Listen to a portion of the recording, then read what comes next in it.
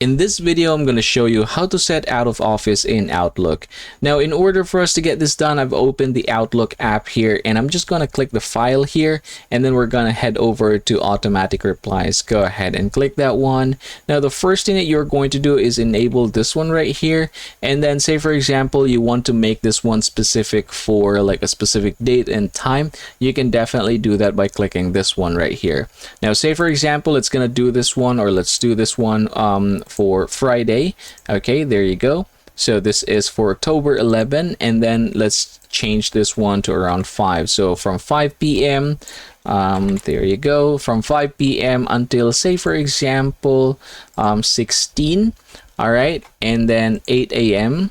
There you go. So basically, I'll be gone at this particular time here, time and date.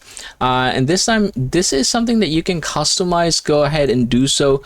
Basically, what you're going to do is just change here the time and date as to when you're going to be gone and back. All right, there you go. So we have already done so. It says that I'll be gone at this time, which reflects here, and then I'll be back in the office at this time right here, which is reflected here.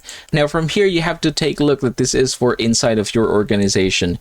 For outside, you can definitely go ahead and copy this one and just paste it. However, if you don't want to send an automatic reply for outside of your organization, you can definitely click this one here to disable it. And yeah, once you're done here, go ahead and click OK, and basically it's just going to automatically do that for you. And thank you very much for watching, everybody. That is how you are going to get this done.